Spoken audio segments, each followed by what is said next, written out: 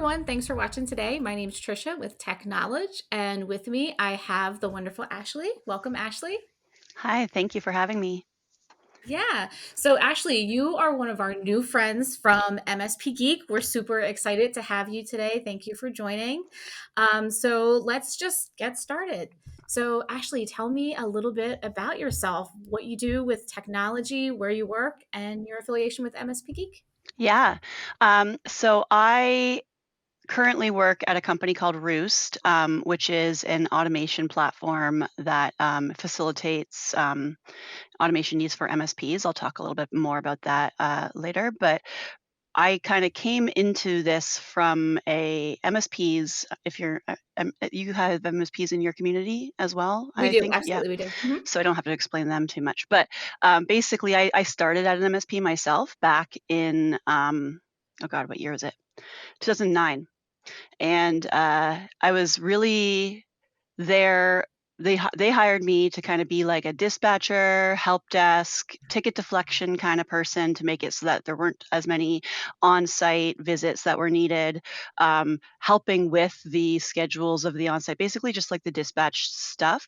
But then I grew into like when I started, we adopted a company called ConnectWise. I'm not sure if you're familiar with them, but they were I haven't. a PSA at the time, so ticketing software, but more, right? Like Okay. they did the full cycle, right? So they did like your opportunities, your projects, your tickets, your quotes, your like all of your on-site stuff and your invoicing Mhm. and stuff like that. So it's kind of like the core tool for most MSPs. Like they'll have some sort of PSA that is just managing their business.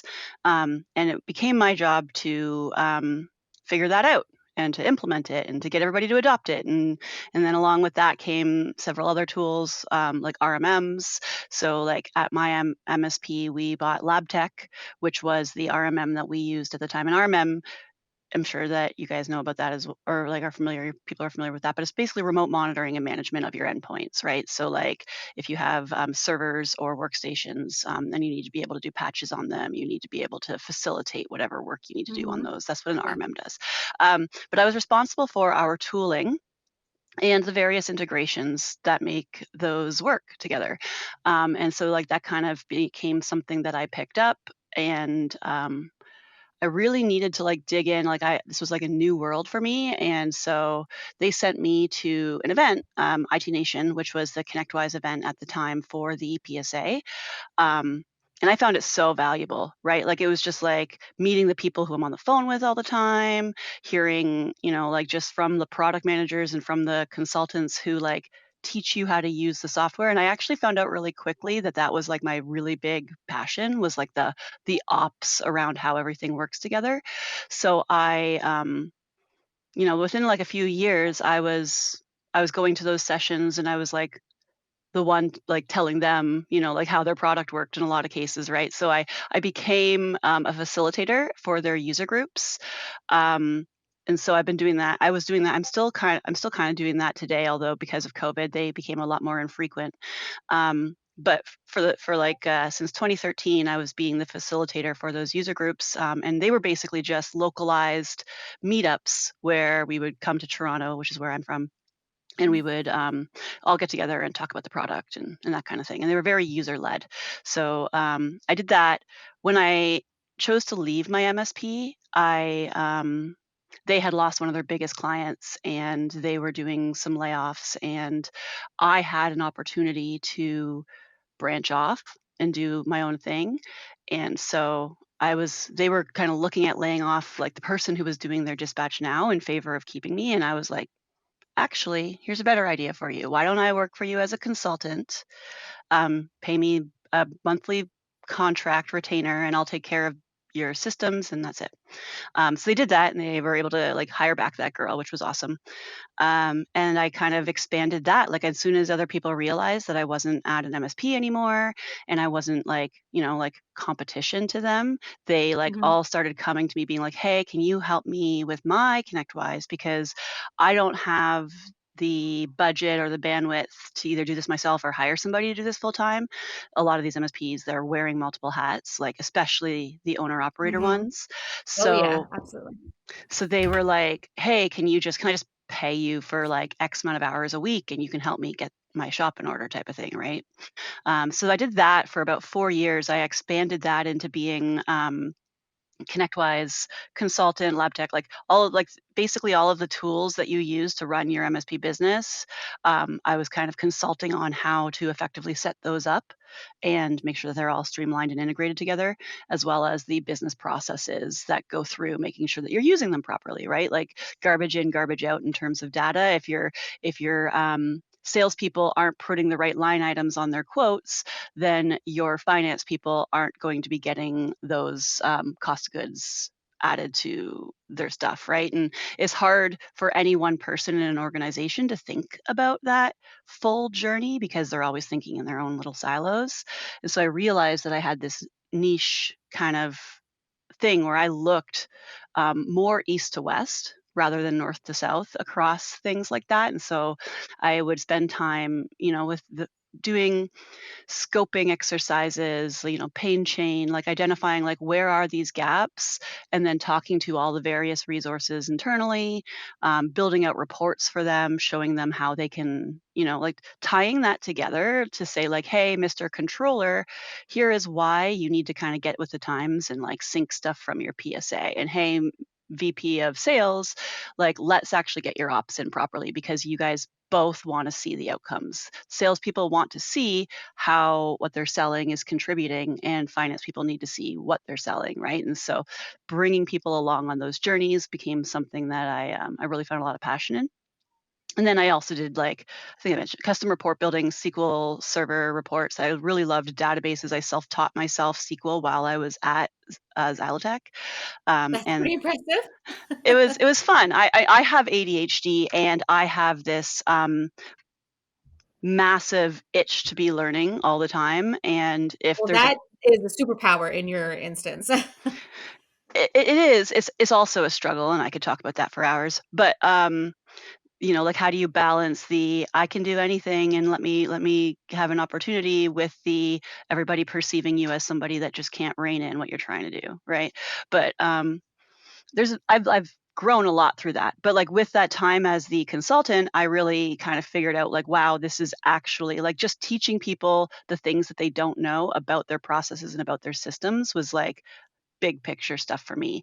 A lot of people come at an analytical mindset because they care about the data, and it's like I realize that I've always been data. I'm a big. I don't like the term data driven, and I know a lot of people are like, I prefer to say that I'm like data informed because the data can easily skew, right? And it's like you can make something tell you anything you want, but you have to use critical thought to align with what you're seeing. And so I came into everything I was doing at the consultancy with that mindset, and this will be where I get a little bit personal. But when I have two kids, I have two boys. They are now 16 and 13, so really old. But when my youngest was like 6, we found out that he had a really rare form of spina bifida that went like unchecked, like it was like unheard of that nobody had ever like known that that was the case yet. And so we were struggling with some other things, and we were going to see specialists, and then they did an MRI just for something else and they found that out. And so I had to really quickly make a pivot in like my plans because I was my time was my money, and if I wasn't putting in time, it's not like I had a salaried job that I can say, hey, Right. I have to take some time off. So I was talking with a company called Avic Networks at MSP Geek, or sorry, not at MSP Geek, at I was talking with Avic Networks at IT Nation, and I found out they were in my city, and there were the founder there was talking to me about how um, like we're struggling to break into the MSP market. We want to understand what these tools are that we integrate with. We are a very, mature tool. Avic was network monitoring. So it was like, um, what your RMM did, but for your endpoints and your workstations, they did for your network devices and your edge devices, so your switches, your routers, your firewalls, and they would like automatically map out your network for you, and like give you kind of like that single, as much as single pane of glass shouldn't be said anymore, but like just kind of give you that visibility into what's going on in your network. And so they had a really awesome business model and they were super focused on the community. And when I told him this, he was like, hey, why don't you come work for us? I will give you a job today and you can start whenever you're ready, and don't worry about, um, don't worry about family stuff. That comes first. Super, like have, I couldn't say that anybody else in the community has done something like that for me before. So I was really appreciative of his name is Alex Hoff. He's a founder of Avik. And so I worked there for 5 years.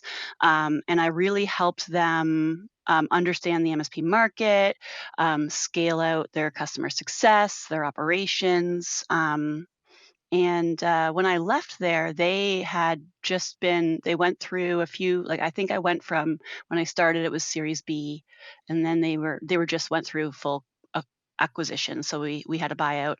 It was really successful experience. And then when I left there, I went to another small vendor in the space, which was solving a problem. It was called Gradient MSP, but they were solving a problem that was unique to what I was solving when I was at an MSP as well. And this is kind of um, a theme throughout my motivations and where I end up is solving a problem that I care passionately about, right? And so Gradient was doing billing reconciliation. So it's like you have all these other vendors and all these other third-party tools and all these other people that you're working with. Dell, for example, you buy everything from them. How are you then charging those things effectively back to your client, right? And it's like people spend 20 hours, 30 hours a month just reconciling all those things. And they had an idea where it was kind of like an API aggregator where it was like they were the central spoke. And then regardless which APIs you brought in, you would just tell it which PSA you used, and then it would send the information to the PSA. Um, they had a great culture, a great idea, and then there was just, I think it was just a little bit too early to the market, and that's a whole another conversation around our MSPs and, um, like the maturity of your PSA very much depends on whether you would get value out of that, right? Like if you're already populating things into line items, that's what you're Mhm, looking mhm. for. But if you're not, you'd actually have to like recreate everything to do it. So there's a struggle there with articulating that value. But, it was like a use case that's, like, hugely impactful, especially even like, I joked that they're solving problems that I was trying to solve 10 years ago, now, right? So it's like, finally. Um, but then the CEO of Rewst, his name is Aaron, he's very community centric. He focuses on, like, engaging where his customers are. So he talked to some people and I guess had my name mentioned to him several times, and so he reached out to me and said that he wanted me to come over. They were only like 13 people at the time, and I was like, listen, I'm still at Gradient. I really want to get this going, but you don't really need me yet. You need somebody who's like going to be on the phone with your customers like all day long, and like so I actually recommended a CSM to him. And then I said, when he's up to speed and when he's kind of got that stuff going, will get me over and I'll kind of like run your customer experience ops and make sure that everything is going like that. So did that in January of this year. And this is like, I haven't touched on MSPGeek at all yet, I know, but sorry. Um, No, that's okay. so I, This is a great story, and I have so many questions to dig into okay, everything you're cool. saying. Yeah, So we keep can going. clarify on anything you want, and then I'll stop talking. The Roost, I came here in January, and what's really, really, really cool about Roost, and this is the same thing as with Gradient, was like it's literally solving the problems that, like, if I had a tool like Roost when I was at my MSP, um, I literally wouldn't have had any problems, right? Because it's there's other products out there, and I actually the reason why I knew so much about it and I was able to get up to speed with it really well when I came on was because at Avik, we used a tool called SnapLogic, and it's basically like an enterprise version for, like, corporate entities of, like, what Rewst is, where it lets you build integrations between your systems, you can pipe in your APIs, you can model the data, and you can tell it where to go. So it's like an automation orchestration system. And what's really cool about it is that it has pre-configured integrations for you so that you don't have it's dedicated to the MSP market. So it's like I use these tools. I don't need to necessarily know how to call their APIs. I can just drag these actions on the canvas. And as long as I know how to model the data that I get back and plug it into the next actions, I can basically build whatever I want.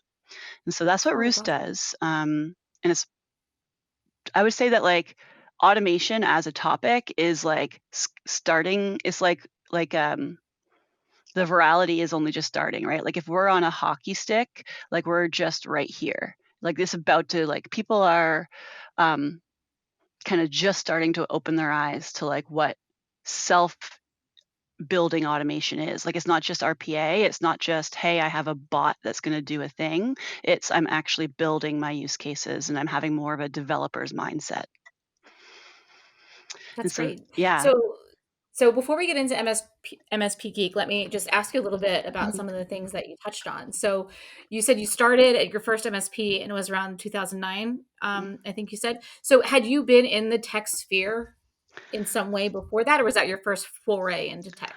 I was always naturally technical. Like I was the person in grade 7 that my peers would be giving their questions to, that I would be going home and using my dial-up 28.8 smoking modem to get them the answers on, right? Like I was building my little websites that were like my Backstreet Boys fan club pages with little intro music on in like the HTML. Like I was doing that when I was a kid.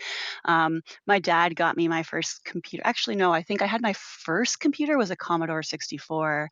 Um, and I would just like tinker with it, right? And so I never went to school specifically for anything that I was like, I didn't know it and then I was taught. I just kind of had that natural curiosity.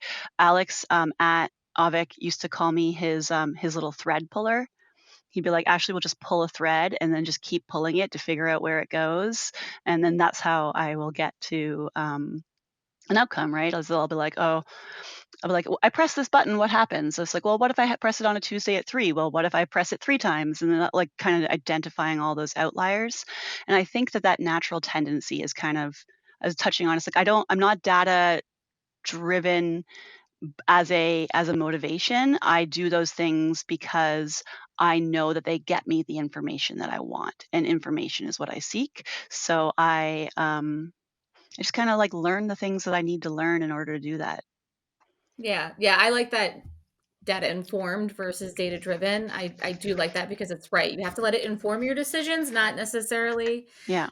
make the decision for you. And you know, you have to use those critical thinking skills. So you go to the MSP. It's you know you're there for a few years, and then you decide to break out and do consulting. And I understand there was things happening in the organization to kind of help nudge you along, but that takes a lot of courage to leave a full-time job and start consulting. And your kids were probably small at the time, right? Yeah, it was and I was getting married, um, the following year.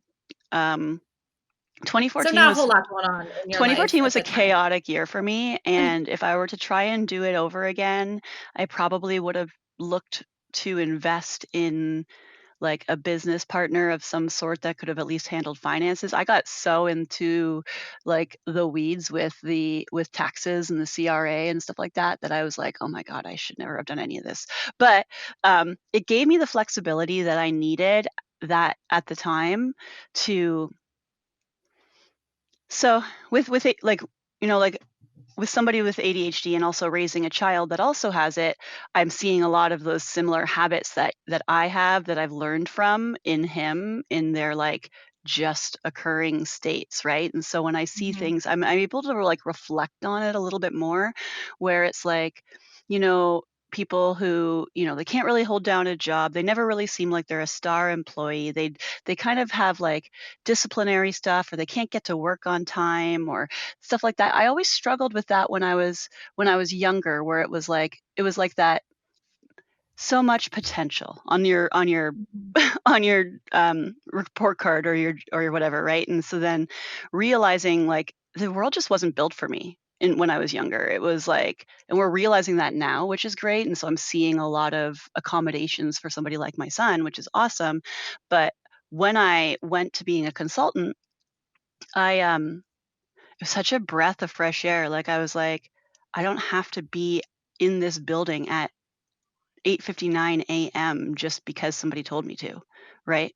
I don't have to um, account for my decisions other than to explain why we're doing them, because somebody else owns my strategy, right? And so I was able to Mhm. have a lot more agency, and that grew me more than anything else. So it was scary at first, but what I did to accommodate that was I made sure I had contracts lined up, right? Like I talked to my MSP and I made sure that we were going to have a recurring, like I gave them like we had 2 packages. Like I had like, here's the amount that you're gonna pay me monthly, and I'm just gonna manage the systems, and then here's like a project block of hours that we'll work through it. And then once we're out of them, we'll buy more.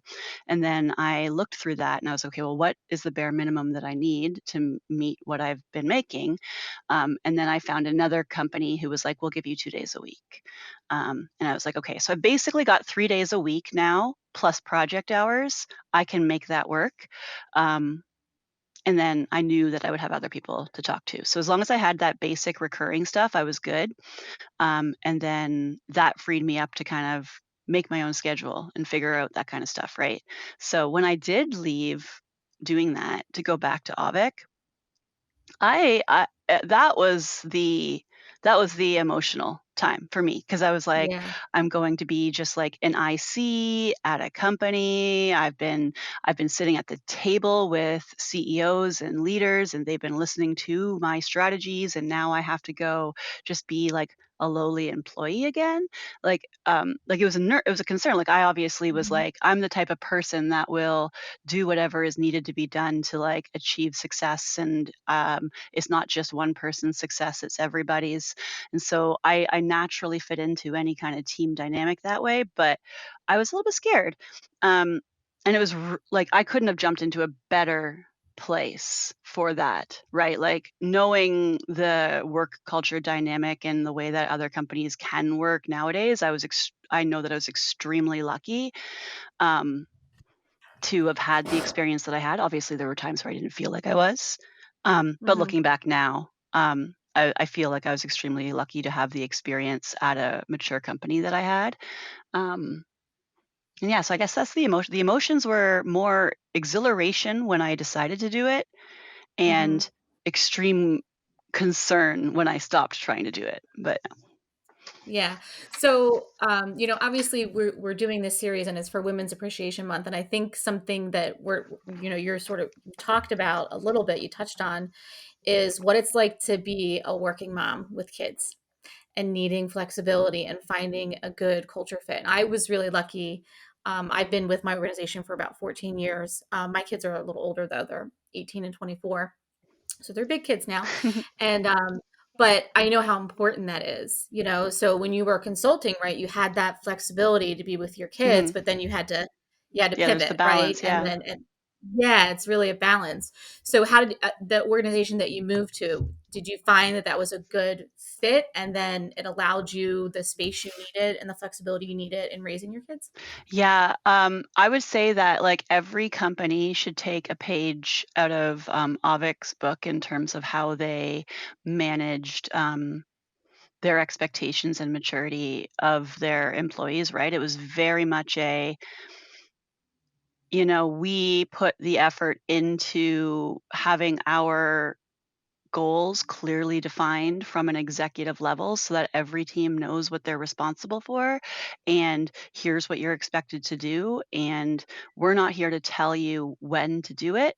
We're just aligning with you on when it's going to get done, and as long as you're meeting your outcomes and you're available when people need you and you're communicating effectively when you're not going to be available, then that's all we ask for, right? And so there was no clocking in, there was that we had unlimited vacation.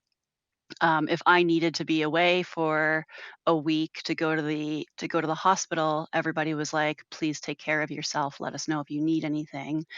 Um, and like there would come things where like I might be like in the car driving to the hospital, hopping on a call sometimes, because I wanted to, right? Because I knew that like it was easier for me mentally because I take a lot of accountability over my work, and it would actually stress me out more to have somebody try to manage or handle things for me without including me in the conversation, which is a difficult thing. Like to your point about that, right? When a lot of cultures or a lot of companies, they think like, oh, here's how I show you that we are have a good work life balance. I'm just not going to bother you when you're off, right? And it's like I have a manual of me that I wrote because I believe that if you set things up that way, then people can know where you're coming from up front and you can avoid a lot of issues. But like right in my manual of me, one of the things that it says is that it's almost counterintuitive. Like I, I don't want people to try to not bother me. I don't want people to try to like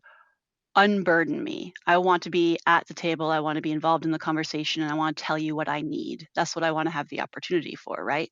And so they did a good job of like understanding that, and I think that that's something that is not as good of a job in most places, right? Like even people who mean well, anti patterns are everywhere. So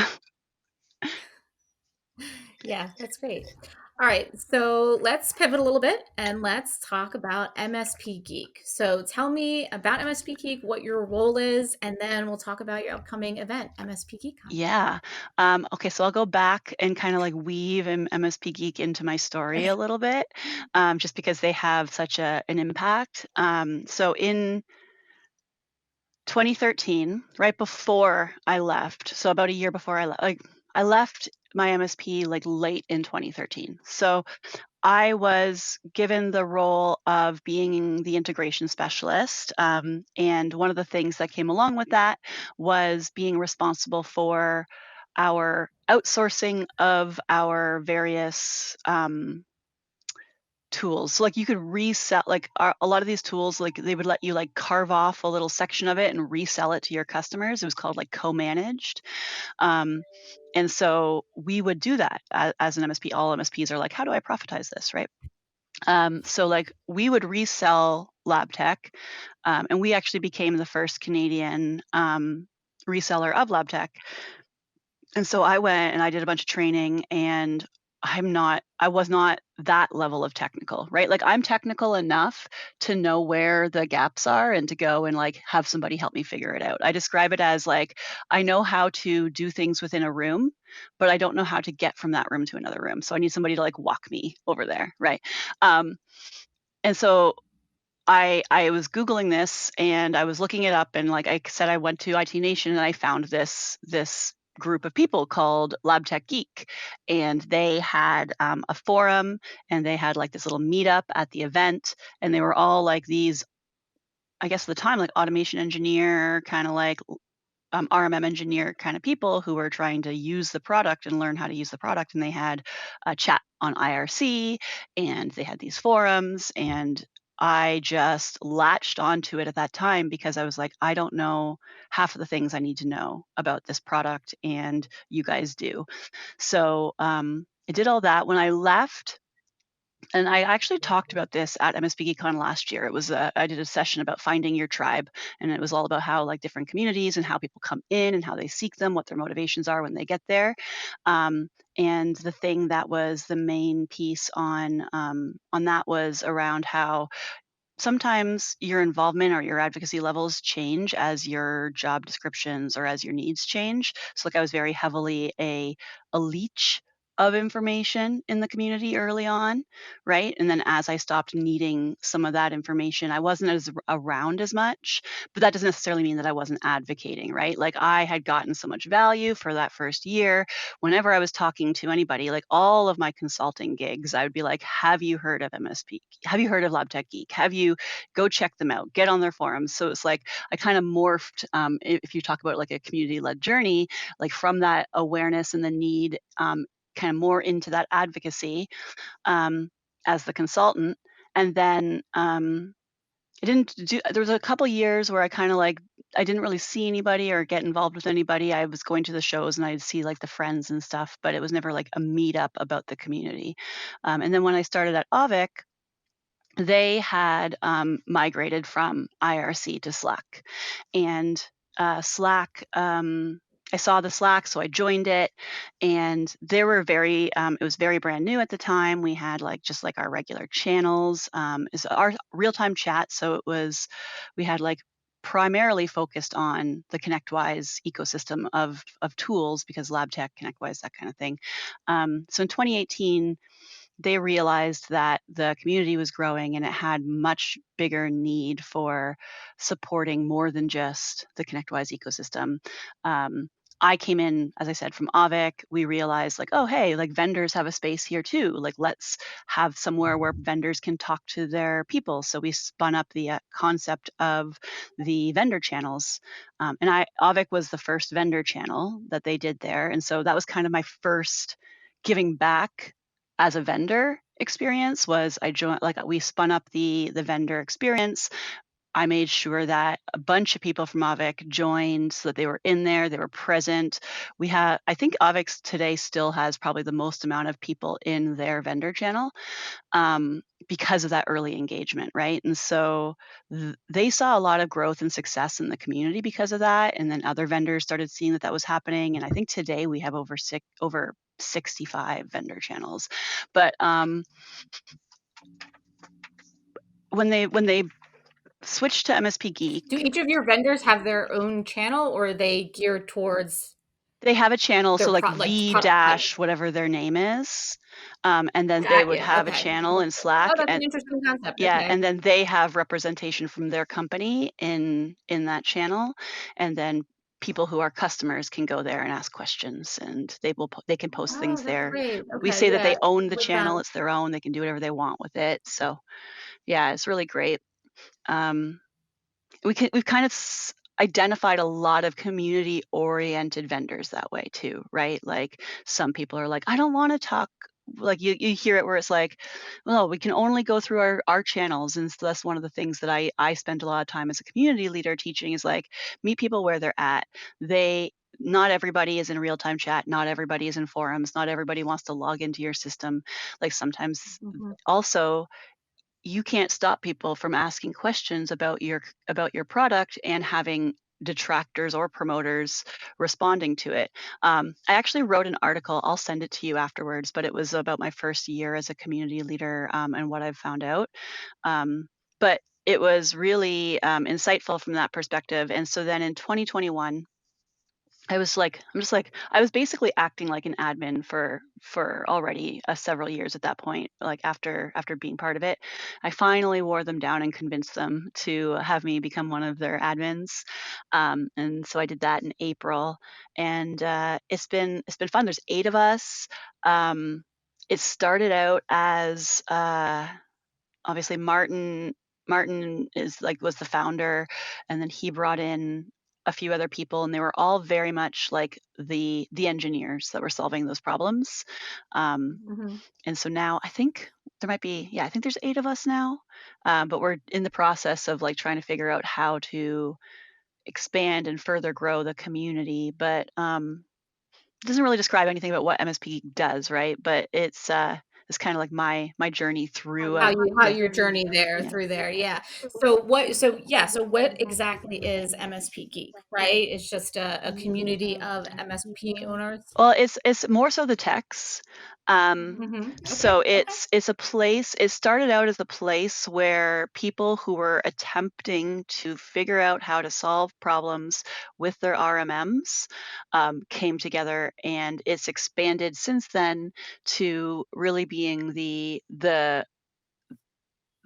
MSP knowledge ecosystem of techs, right? And so we have a camaraderie that is there's obviously like there's so many different I could talk about this for hours. There's so many different personas of people who come seeking communities, right? And like sometimes people will be like, "Oh, well, I don't understand real-time chat," or it just seems like some people call like Reddit like the armpit of the internet, right? And it's like if we didn't have Reddit, I don't even know where our world would be. Like, so much comes out of insights on Reddit, and, like, people don't even realize that when they're Googling things and searching things, like, Reddit is like I'm also a moderator on RMSP. Um, s s Oh, okay. so, but, like, I attribute it to, like, the old school days because like, I've been doing this like, I was community moderating when I was 14 for other, like, forum versus IRC type communities. Like, I've always been like, "Give me the @ symbol. I wanna manage this," right? Like, that's just been my MO. Um but it's a joke between like the chat versus forum folks. Like the it's kind of like a little fight. Like somebody from chat would come in and like just write LOL in a forum post and like get them all enraged. And then somebody from forums would come in and like post something and then like disappear and not come back for 4 days and reply. Mhm. um, but yeah, so like MSP Geek focuses on the real time chat. We have Slack, we have Discord. They're bridged. I built that bridge with another one of our community members. Well, the bridge existed. We forked it and enhanced it and built it to suit our needs between Slack and Discord, and then we expanded that with we've always done things like Geekcast calls, and um, we're all volunteers and we all are kind of like doers as well, right? So um, just kind of did a bunch of stuff and kind of fell off. So we're trying to organize and restructure a lot of how we are delivering a lot of this beneficial content. I'm rambling a lot right now. You can probably cut out like half of That's the okay. things No, that I'm you're saying, but I'm sure that there's some this is nuggets. great. Let me ask you. Well, let's talk a little bit about, MSP Geek and Technology really was just introduced a little while ago, and now we have a bridge between our Slack and your Slack, so we have a great way to communicate, which is awesome. And Hopefully building up a really good partnership, because what MSP Geek has in common with Technology, which there's not a lot of places or organizations out there like ours, is that we're Yeah, nonprofit. And we're looking to give back. And so that's one of the reasons why Technology was so excited about partnering with MSP Geek, because, a lot of communities out there, it's a Slack paid community to join, or, you're paying for all these things. And at least from our end, from Technology, we really want to make sure that we remain a free community and we stay true to our values. So, talk to me a little bit about your organization being a yes, nonprofit and how you like to give back to the community. yes. Thank you for asking that. So I think all of us kind of come from this, whether it's like like an experience where we've been like, no, we never want to go through that again, or whether it's something else. But we all come from this open source kind of mentality where it's like we shouldn't be having to give any parts of ourselves away, whether it's monetarily or identity wise, to learn and to grow our skills, right? And so, a rising tide raises all ships is kind of the ethos of I MSP love that. Geek. I love that. I love that. Where like we've been saying that since literally day one, right? Where it's like the more we can align on these problems and address these problems together, the more we can solve them more effectively in the future. So we have other communities that we also integrate with, like Cyberdrain is another one that they do these capture the flag events, which are free for MSPs to attend, and so MSP Geek partners with them on that as well. And the goals of those are really to like teach teach the MSP techs some of these more complicated problems that they might not have never um, been able to solve for before, and kind of elevate our experience as a community, like as a whole, right? And so we do a lot of those types of things. The one thing that I'm super passionate about, like is the group anonymity, right? Like so much of, and maybe this is also like a more Canadian thing, like because like we have so much like privacy expectations with Castle and like spam laws and stuff like that. But the amount of things that you have to like give away your email for, or like resign yourself to just get like spammed by like vendors just to get like a sales pitch is like a really big frustration. We should be partnering with, and this is what we're doing, is like we're partnering with vendors who recognize the value of exposure and growth and aren't the ones that are saying like, give me a lead list, right? And so same with our event, we're very much focused on like, you're here to show the community that you are community first. You're here to teach through educational marketing, right? Like you can give a talk as a vendor, you can give a resource, but it shouldn't be gated. They shouldn't have to like sell themselves to get that information.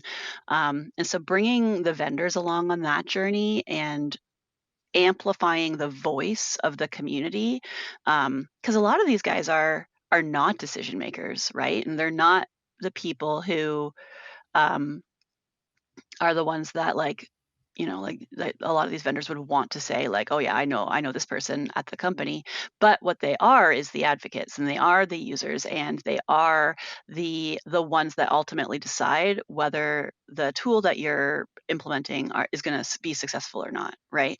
And so championing them and their power and giving them more voice is something that I'm super passionate about.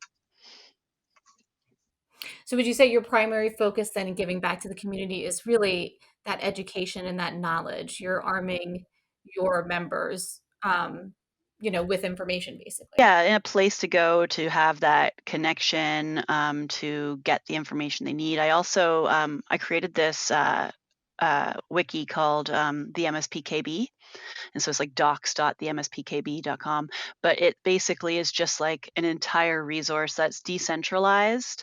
So like anybody can like do a pull request, update it, add information to it, and really just a drive to make sure that everybody knows more. And so yeah, it's giving back to the people with the education and the knowledge, but also arming and enabling the vendors who do business with them on what they actually need and what they're actually looking for and how they want to do business, right? Like there's a lot of this sales culture that was really prominent in like the early 2000s that we're trying to like break out of, right? And so we're seeing a lot of really positive community-led growth initiatives coming out of just those types of conversations. Yeah, yeah, I love it. With tech knowledge, um, one great thing is the vendors who are in our community. Again, they understand the benefit of the community and what we're trying to do. The way that we give back, I think you may know, and we've talked about this, is we give back annually through our Text Giving project, where we're bringing technology into a deserving organization.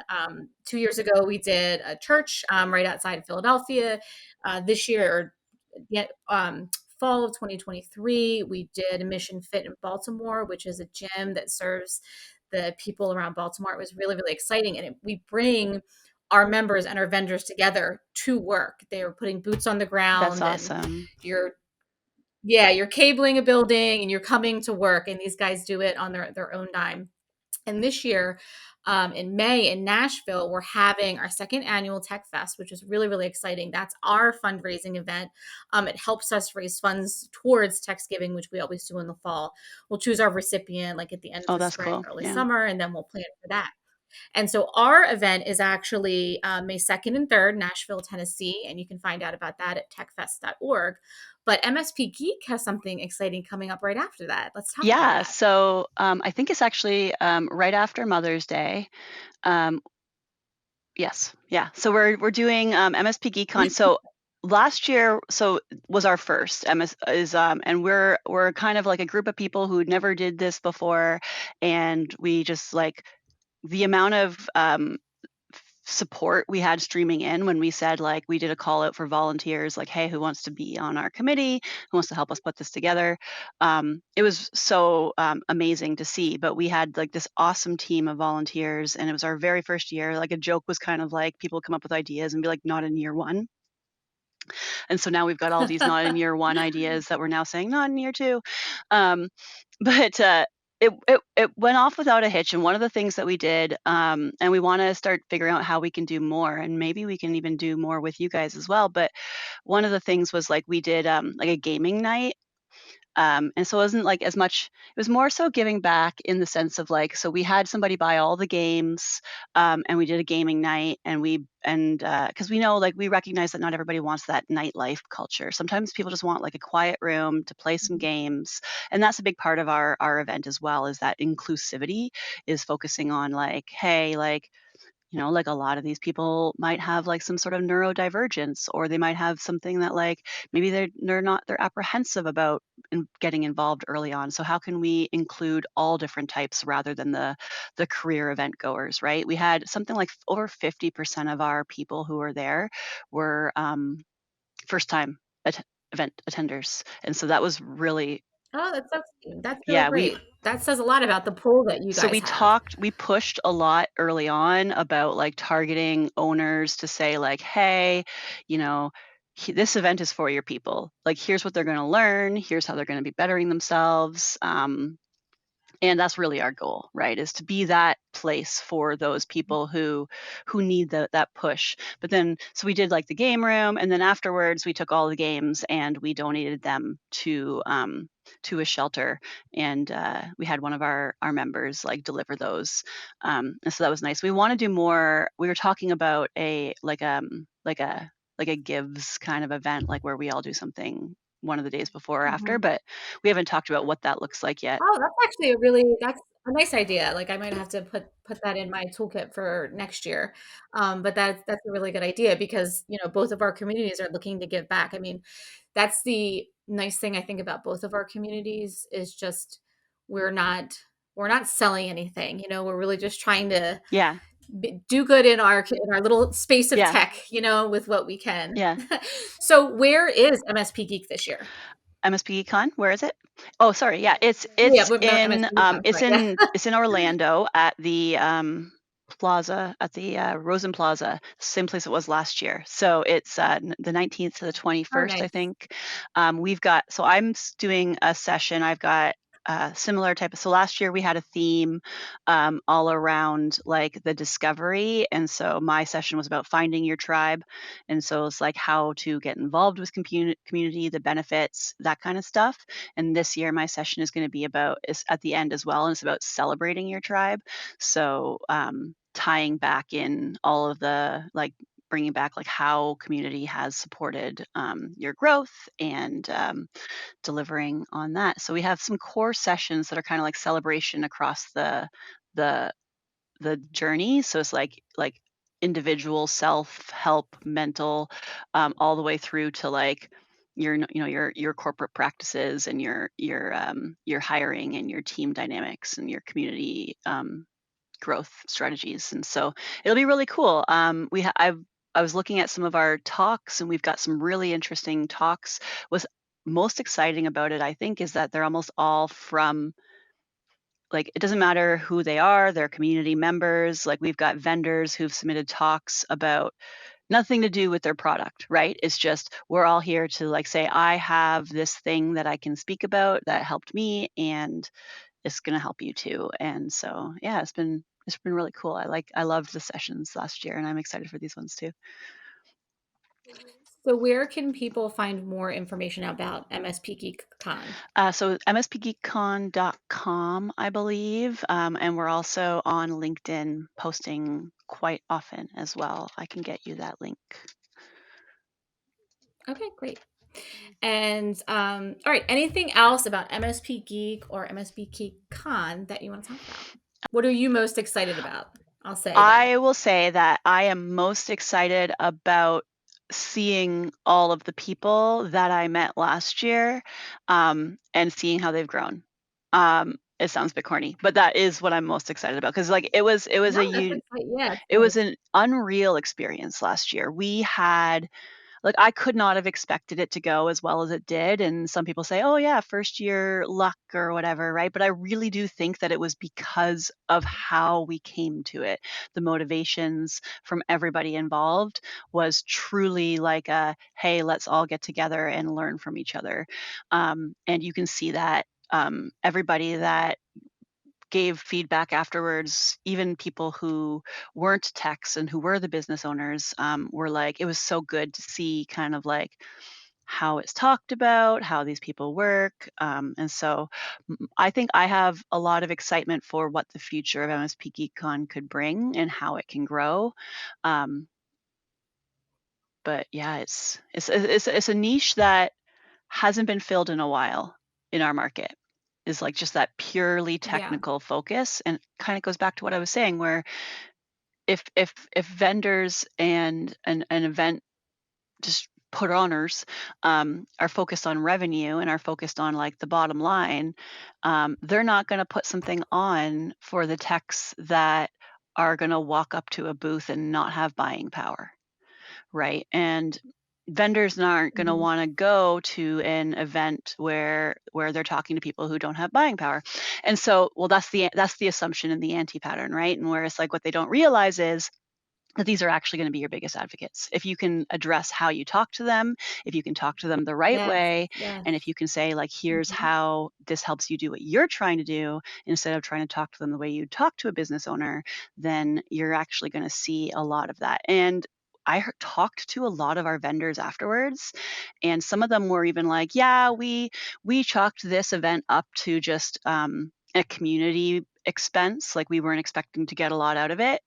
Um, and every single one of them have said that it was their best performing event, of that quarter or of that or even of the year, right? Like even Rewst, I think like we did a pre-day, and like you might look like at a list of scans and be like, oh, that's a small list of scans, but like converting 8 customers out of that when another place where you scan 1,500 people and you only convert 5, like something worked, right? Right.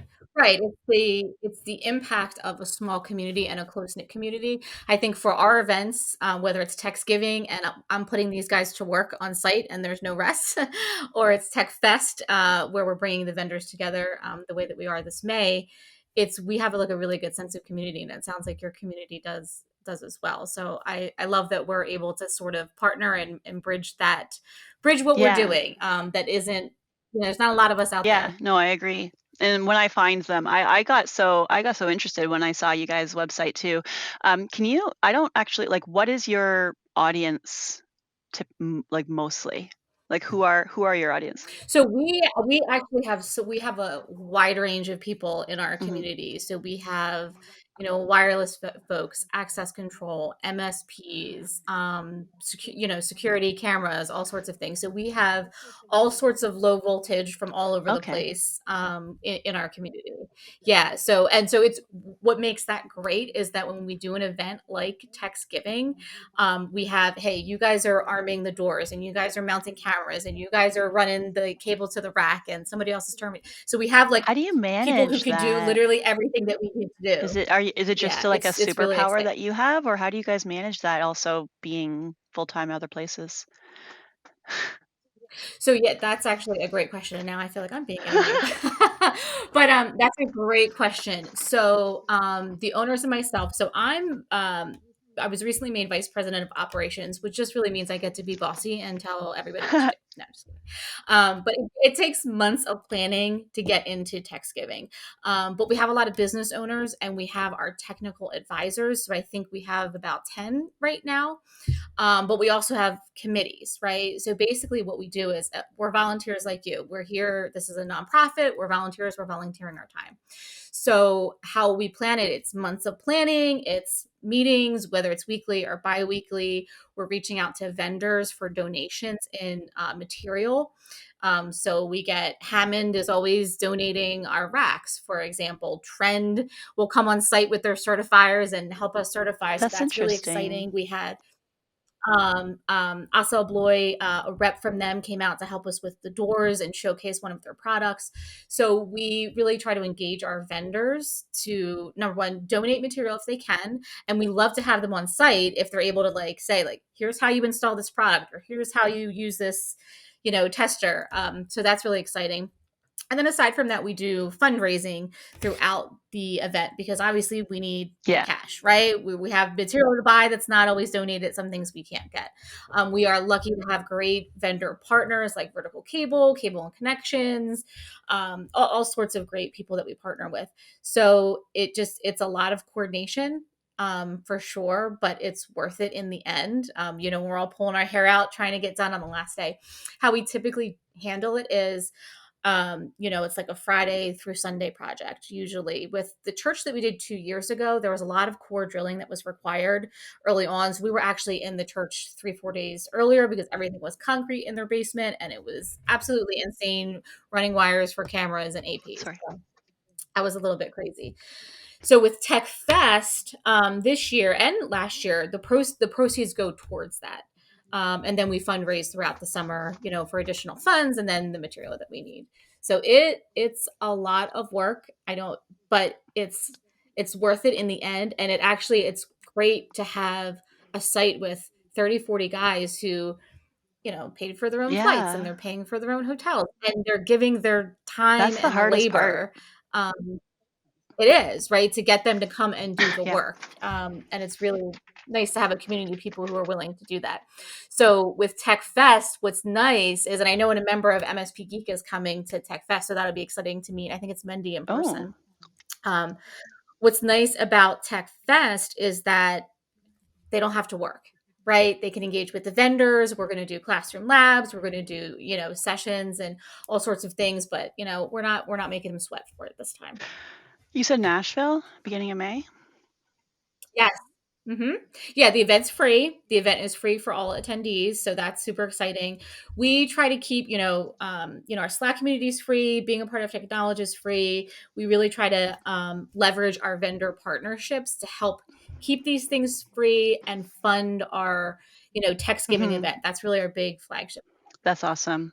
We want people to see the value in what we're doing and that we're really doing we're living our values, and we are giving back to the community. And this is not just about, what can I get for myself. It's what can you give to other people. And I think we have some really really great vendors that we've already partnered with who do see that value.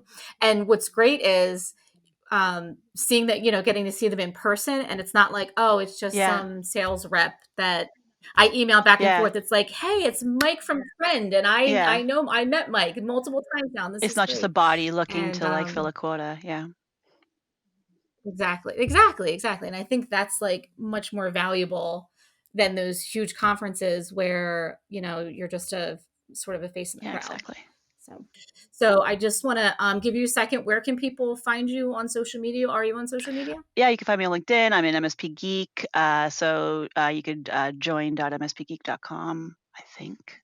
Well, while you're looking that up, if you are interested in tech knowledge and Tech Fest, you can go to techfest.org to sign up. Again, we have registration, and then you can download our cool event app through Cvent. mspgeek.org, is and then, that'll direct you to where our Discord server is, and, yeah, mspgeek.com. mspgeekcon.com has all of our information for the event. That's a Yes. mouthful. But all right, well, thank you so much for taking so much time out of your day today, Ashley, and I look forward to talking to you soon. Same. Thank you.